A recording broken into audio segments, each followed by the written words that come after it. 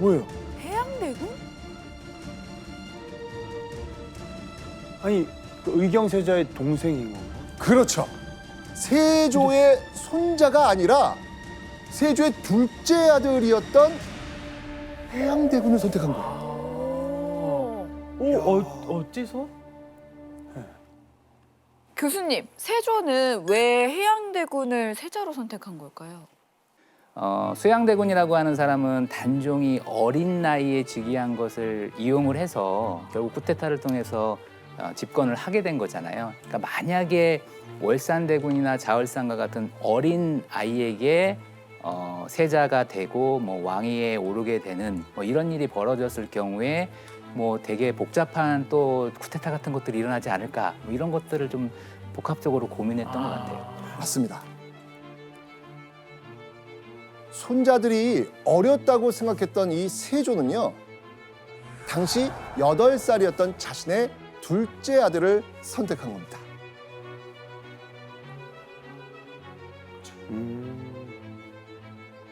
하루아침에 왕비가 될 기회도 잃었고요. 그것도 모자라서 아들들이 왕이 될 기회도 잃어버렸던 인수대비.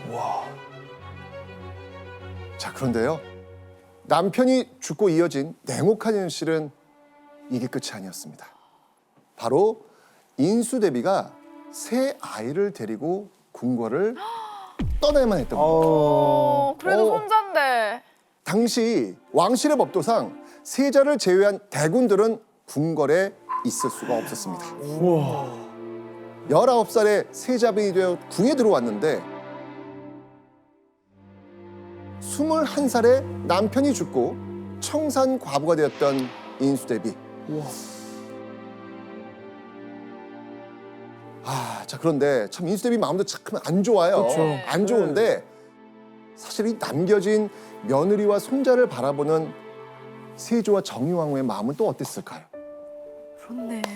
효부였잖아요, 또. 맞아. 도장까지 만들어줬는데. 그러니까. 자, 그래서 시아버지 세조는요. 며느리를 위해서 아주 특별한 것을 준비합니다. 여기서 문제 나갑니다. 보시죠. 자, 세조가 며느리 인수대비와 손자를 위해 해준 것은 무엇일까요? 그냥 간단하게 가볼게요. 네. 정답. 정답. 가기 전에 뭐 위로?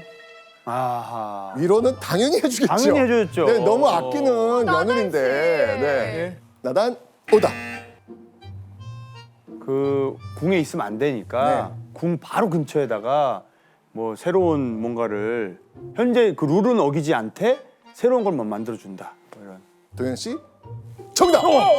진짜 깜짝이야. 왜 이러지 오늘? 내가 어떤 얘기할까 생각하는데 갑자기 전담 이러니까. 예. 뭐지? 자, 세조는요. 인수대비가 궁 밖으로 나가면 행여나 고생할까. 나가서 지낼 집까지 지어줍니다. 자, 그런데 과연 이들이 이사 간 곳은 어디일까요? 바로 지금의 덕수궁 자리입니다.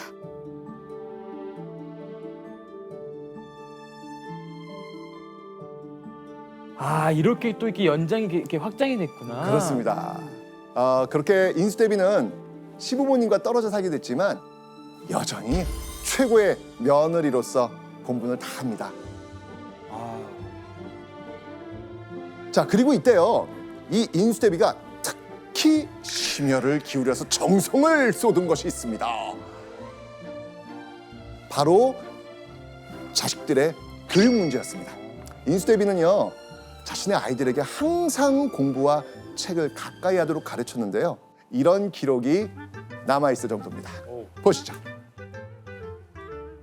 조금이라도 과실이 있으면 덮어주지 않고 곧 얼굴빛을 바로 하고 경계하였으므로 시부모는 농담으로 복빈이다 라고 하였다.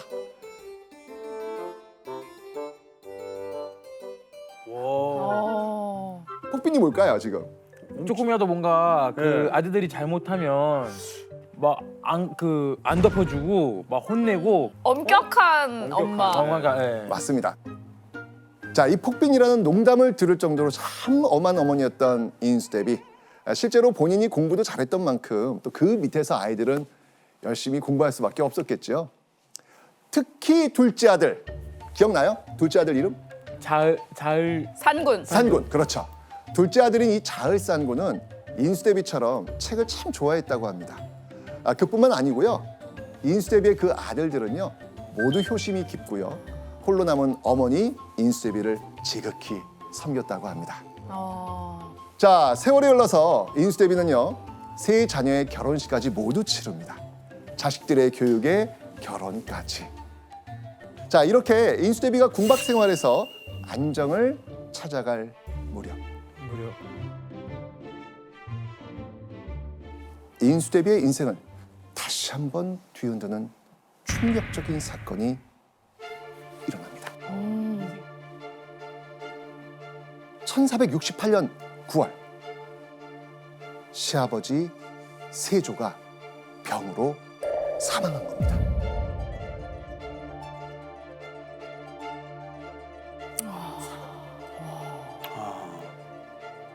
자, 세조의 뒤를 잇는 건 왕세자였던 시동생 누구였죠? 해양대군. 그렇죠.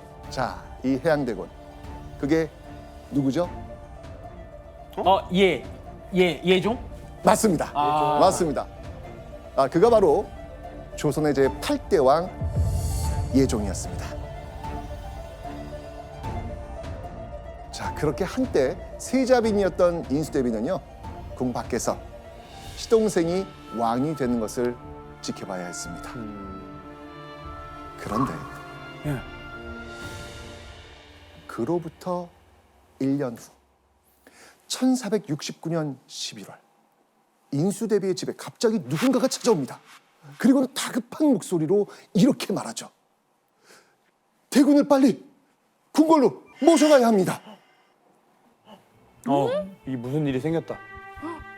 갑자기 인수대비의 아들 중 한 명을 궁궐로 데려가겠다는 겁니다.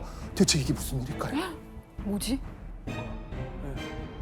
바로 세조의 뒤를 이어 왕이 된 인수대비의 시동생 예종이 왕위에 오른 지 15개월 만에 병으로 죽고 만 겁니다. 갑자기. 와.